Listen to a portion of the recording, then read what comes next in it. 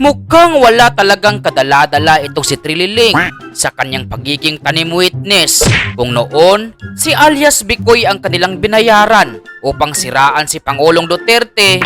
Sa halagang 500,000, ginamit umano siya ng Liberal Party para siraan ang administrasyon sa nagdaang halalan. Partikular niyang minuso sina Senador Antonio Trillanes, Risa Ontiveros. Dahil kapag napabagsak si Presidente Duterte, ang uupo, the Vice President of the Republic of the Philippines, Leni Robredo, a certain congressman or senator to be the Vice President, and Sunny will be the line to become the Vice President.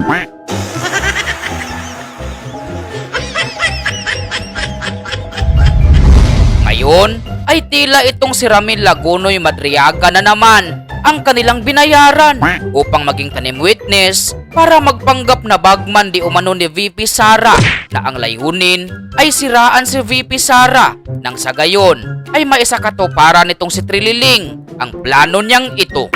Ang pagkakaalam ko po, may magpa-file ng plunder case sa Ombudsman laban kay Sara Duterte this week, baka sa Biyernes.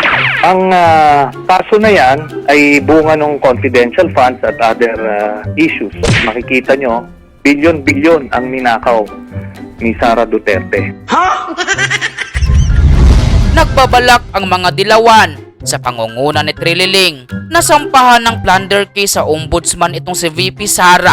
Subalit ngayon pa lamang ay ang pakulong tanim witness na ito ng mga yellow pink ay palpak masyado dahil nakitaan na ito ng maraming butas.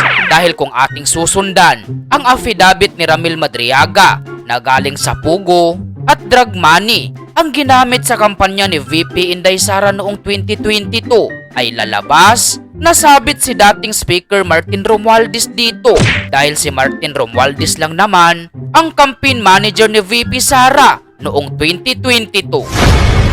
Baka si ano ang tumanggap yung mahilig sa coke dahil siya naman ang biggest campaign spender noong 2022. Good morning, boys and girls. Isa pa sa nakasaad sa affidavit ni Ramil Madriaga na nagtrabaho daw ito sa NEC and ISAF noong 2001 hanggang 2015, gayong noong 1997 hanggang 2003 ay nakulong ito dahil sa kasong kidnapping.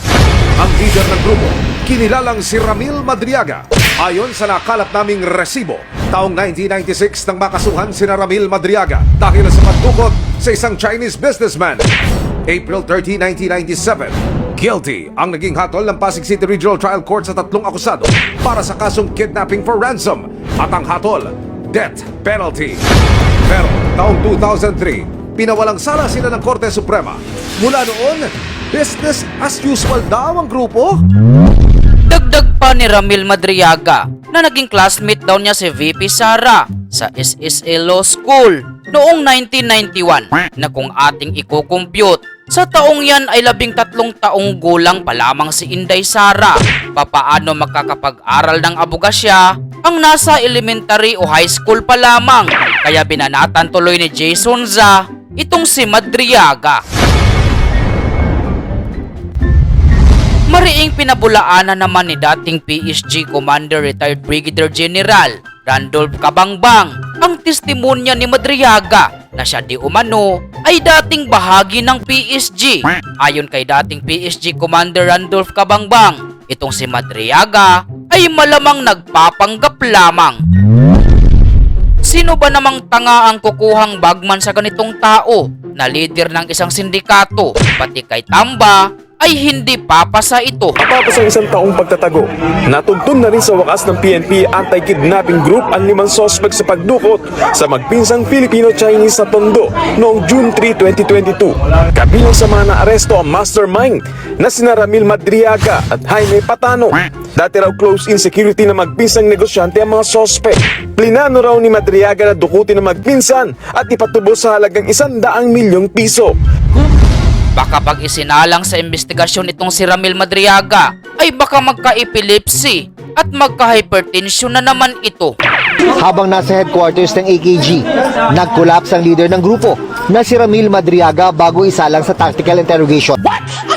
May sakit daw siyang epilepsy at hypertension. Pastilan! So weird. Halata masyado ang diversionary tactics upang ilihis ang tunay na isyu ng nakawan ng mga kawatan sa kaban ng bayan.